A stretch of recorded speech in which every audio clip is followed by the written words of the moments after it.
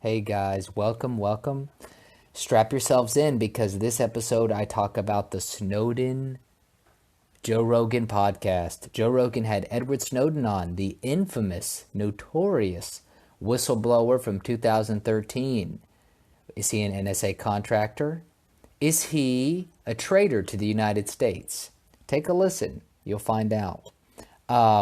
You can check out my website, tstuch.com, tstuch.com. Go to you can email me, tayradio1@gmail.com, tayradio1@gmail.com.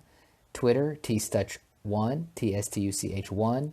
YouTube, Taylor Stutch. Check it out, baby. Check it out. Check it out.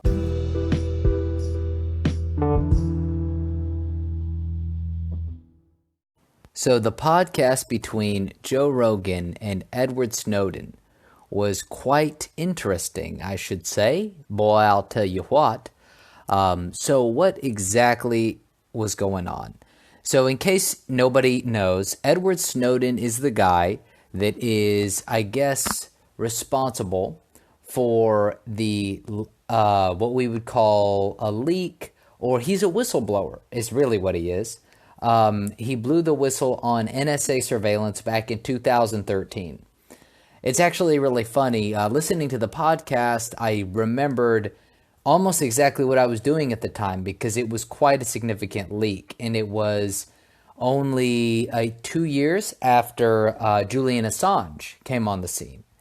So Julian Assange came on the scene, I think it was about 2011 or 2012 is whenever Julian Assange made his big appearance and with WikiLeaks. And then in 2013, I had come back from China. I remember, I think I was like in the airport in LA, and on the news, they were talking about the breaking news about Edward Snowden and how he had released information that the NSA had basically had a huge spying program, and they were working with lots and lots of US companies, lots of tech companies like Yahoo and Google and all these other companies, and they were basically able to access all of our data. And at the time, there was a lot of mixed feelings about him because some of us, some people thought, okay, for one, it's, thank God somebody is telling us this is going on. But then there was another faction, and I mean, me as well, that were kind of like, okay, so I'm glad I know about this, but how much of this or how damaging is this to national security? So at the time, I leaned more towards, well, let's just say in 2012, I was more on the side of like, release it all, release all of it. We need to know everything that's going on. By 2013, after living in China and having more of an understanding of, what I would say a better understanding of the world, a slightly better understanding of the world, I was like, okay, so the United States, we do have to keep something secret. The Chinese are going to be our adversaries. And so is this good or bad? And I remember at the time there was just way, way too much information coming out about it. Like, well, should I say not too much information, lots of conflicting information. So he was pretty much, at the time, he was described as a contractor for the NSA. And people would conflate him with people that just was basically, they tried to play it off as he was a low-level contractor that somehow got a hold of the information and released it to the public. And that is kind of the story that's been prevailing for a while. Now, what happened after he released this information is this is from what I recall, he was in Hong Kong, and then he was in Russia. While in Russia, the U.S. suspended his passport and he couldn't leave Russia. So that was from that point on, he's lived in Russia. And so a lot of people have pretty much been like, oh, look at that. He fled to Russia. He's clearly meant harm upon the United States. So he cannot be a reliable source. Like, we can't believe him that he actually wanted to do good for America, for the United States. And ever since then, I have heard numerous things about him, like he's giving a speech here. I don't remember the last what I heard last, but I did, or where he was, but he did give a speech on Skype somewhere not too long ago, and I remember thinking, this is what's going on with this guy. I kind of figured there was something more to what was going on than what we knew. So Joe Rogan had him on a surprise podcast last night or yesterday. Man, boy, I'll tell you what.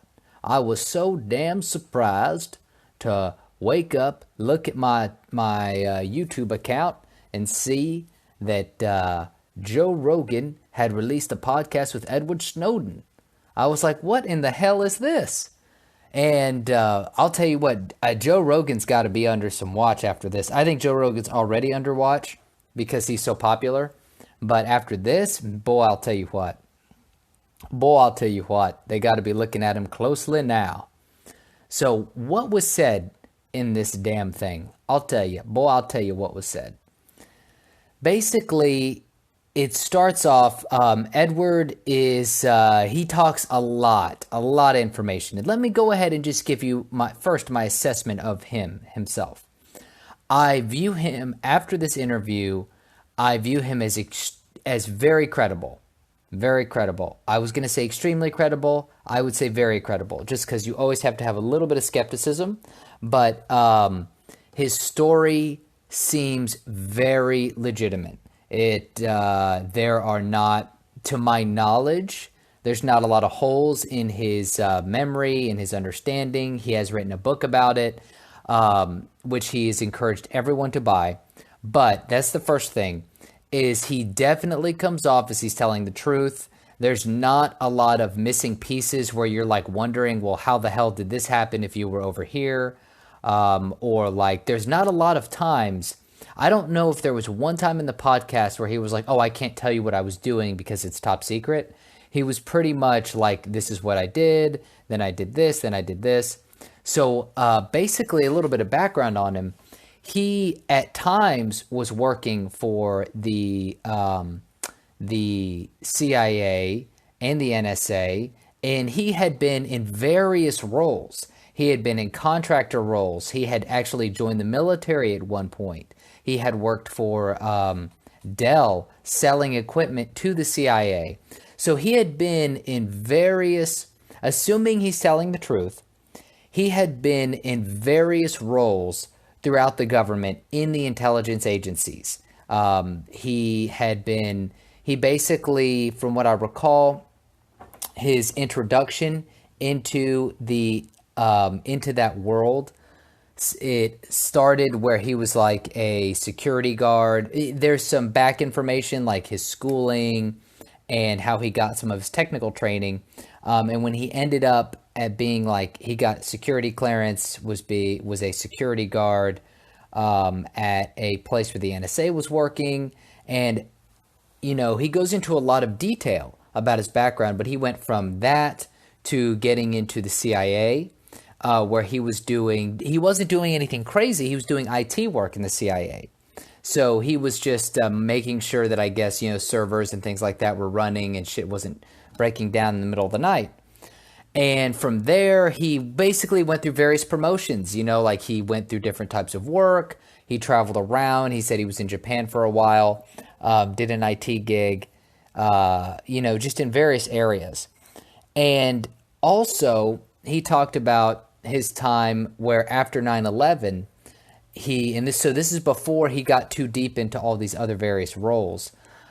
He had joined the military and was trying to get into the special operations.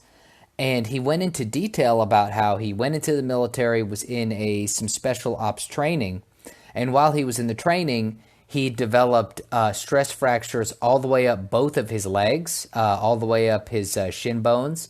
And that it was so bad that basically the doctor told him that he's either going to have to stop now and take 6 weeks off, or they could give him administrative leave, which basically meant that he could leave the military without any bad mark on his record, and the military would not have to cover his health costs, his health expenses, if anything went wrong with him later. So he's had experience in, he went to boot camp training to join the military, but didn't go through. But spent a lot of time working in various intelligence agencies in IT and things in that nature, and learned a lot about how certain things operate. And he talked about how as he got more and more into the agencies, like he talked about how in the CIA he saw things that he thought were unethical, where people were basically putting lots of pressure onto small targets to get small amounts of data that really weren't worth it. Basically, he started to see some unethical shit go on where people were abusing their power on like just people that were trying to go about their days in order to get information from them. And but the way he described it was, as he saw different kinds of problems within the CIA or the NSA, he just ignored them because it was a job. He got paid really well. He talked about how in these agencies or in any part of government, if you know IT, if you have some kind of IT knowledge, technology understanding, and security clearance, like you're going to make a lot of money. And so he was making a lot of money, and he said that this is probably the situation with lots of people that work in the government, not just in the US, but all over the world. And honestly, I totally agree with him. This is one reason why, this is a little tangent here. This is one reason why I love Nassim Taleb's readings and writings so much, is because this is something that I've thought a lot about. Is now that I am in more of a self-employment state, even though I'm not making a lot of money, now that I'm about to be debt-free, I'm in this mindset of I don't know how much of this freedom I would be willing to give up to go into a salaried life, whether it be because I've had opportunities to apply to a government position or to go into another corporate gig, but I haven't wanted to do it because I like the freedom even if I'm not making a lot of money. So anyway, back to what Snowden was saying is that this is the trap people fall into, right? People fall into the trap of, oh, well, hey, I'm getting a steady paycheck. What do you do, right? What do people do? They get a steady paycheck. Then they probably, they get a girlfriend, they get married, they have kids, they get a house. And before you know it, okay, you've got a mortgage, you got a car, you got a dog, your kids are in school. So it's like they got you by the balls at that point, right? What are you going to do? You're going to come out as a whistleblower at 40 years old with a nice piece of property, a nice family. No, you're not going to rock the boat, dude. So basically, this is what Snowden said. He thinks this is very prevalent in the CIA. He didn't describe it exactly how I did, but basically, people get hung up on their life, and it's hard to come out and do anything really about it. Let me pause right here for the sponsors, and I'll be right back. Okay, so here we are back again. Guess who's back? Back again. And so Edward Snowden was talking about how he was in a really comfortable position in Hawaii. And while he was in Hawaii, he was a high level, I guess, type of administrator. So he was dealing with, I guess one of his functions was he was like a super user. It's hard to understand if you haven't been in any technical role. I'm not a techie, but when my only corporate job was kind of tech oriented. And so for different applications and different software, you have different permissions to do things. So it's like on your computer. If you want to let somebody use your computer, you could give them access in a different account, but maybe they're not allowed to download anything off the internet. So they only have certain permissions. And maybe they're not allowed to change certain things about the desktop or change certain things on the computer. So they only have certain permissions they can get. So a super user across like networks and administrative stuff is that those are the guys, I guess, that have access to many, many different parts above many other users and actually can grant other users access to various things on the network and stuff.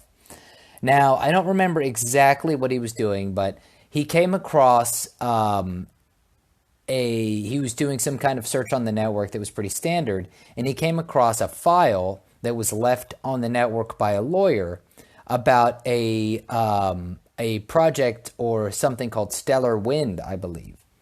And Stellar Wind was a surveillance project, I believe, that was supposed to be technically done.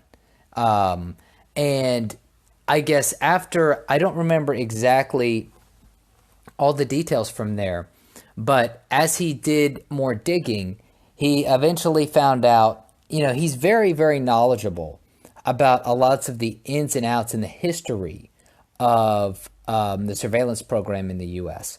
But basically, he found out that this program, which was supposed to be over, was still being engaged, where there was just mass surveillance being conducted all over the United States by these government agencies.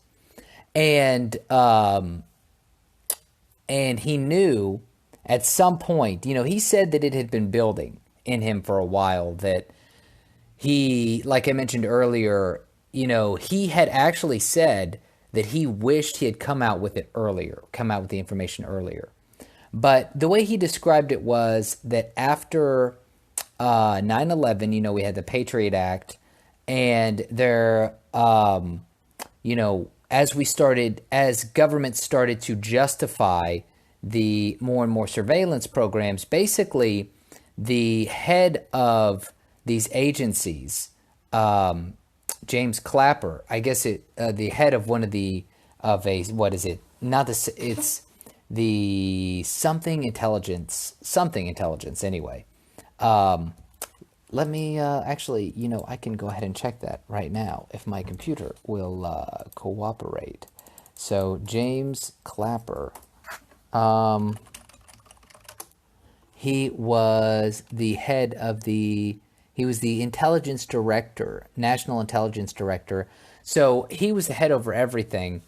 And from what I remember about this podcast is that basically people like him and presidents like Obama or Bush had basically overridden other authorities, other White House authorities, or other things that presidents or the Congress had done about security, so that essentially these agencies started just acting almost, I don't want to say making policy, but essentially saying like, hey, can we do this? And then the president being like, yes, you can. And so then they would just continue these mass surveillance programs. So there's a lot of really interesting stuff in the podcast, way too much. There's so many details that Snowden goes over. He goes over lots of history about the intelligence agencies and how they've grown over the last 20 years. And one of the things he talked about was the deep state. So let's talk about the deep state for a second. When he talks about the deep state, this is exactly what it looks like, to a degree, Trump is trying to fight. So people like to make fun of the deep state. I guess some people go to the extreme and they say the deep state's like lizard people and this, that, and the other. Well, what my interpretation and what I think most commonly it is interpreted as, it is people in the government who have been there, who like government bureaucrats. So they could be in the intelligence agencies, they could be in all types of agencies, like EPA or food, all kinds of agencies where you have people that are, they could be mid-level staffers, managers, whatever it is. And all of these people will be there even when the president and the congressmen are gone. And Edward Snowden himself described that. He said that is what the deep state is. There is a deep state. That the deep state is the continuity of these government bureaucrats. And they can be in the intelligence agencies. They can be all across various agencies. And they see the presidents come in and out. What he said is probably a main driver for why these agencies get out of control, these intelligence agencies, is that when a new president comes in, these intelligence agencies can, they've gone through this 100 times. They go to the president, they say, look, here are the threats, here are the potential dangers. And what Snowden points out, this lends, in my opinion, this lends to his credibility. He points out that, look, there are legitimate threats out there. Not everything they say is bullshit or exaggerating. But in addition to the real threats, they know how to sell it. They know what to embellish. They know what not to embellish. They know what they can sell to a new incoming president in order to justify these practices. He also talked about how, in most cases, these are politicians coming into the presidency, so they understand how it's a wheel and deal. Like, okay, hey, look, we have these threats, just let us do our thing, and, you won't be on the hook for it. And so he was talking about how it's almost kind of like a political wheel and deal process where presidents come in, they kind of get the shit scared out of them, and they're told that they need to let the agencies do this and that and the other to keep America safe. And basically, Snowden described it as some of it's true. Some of it's not true, but some of it's true. And so you have this process going on for actually probably the last 60 years or so, but has drastically accelerated in the last 20. So now we have a intelligence surveillance state out of control. Now, and that is the deep state. So if you are skeptical about Trump and the deep state, you heard it from Snowden himself. You heard it from me and Snowden himself, that the deep state is people that just want to preserve the government. They want to preserve their place in the government. And this is actually a really big problem with bureaucracies, and why we should take Nassim Taleb's approach of just randomly abolishing federal agencies from time to time. So he also goes on to talk about phone security and internet safety in the current digital age, and he brings out some really good suggestions about how complicated the apps are on phones, how your phone is constantly giving out your data and information to cell towers in order to get and receive signals. And he gives some potential solutions to that problem. So I highly suggest you check out that podcast. And thank you for listening to mine. And you can go to my website, tstutch.com. You can check out my Twitter, tstutch1, Periscope, tstutch1. Email me, tayradio1@gmail.com. Thank you for listening. The podcast you just heard was made using Anchor. Ever thought about making your own podcast? Anchor makes it really easy for anyone to get started. It's a one-stop shop for recording, hosting, and distributing podcasts. Best of all, it's 100% free. Sign up now at anchor.fm/new. That's anchor.fm/new to get started.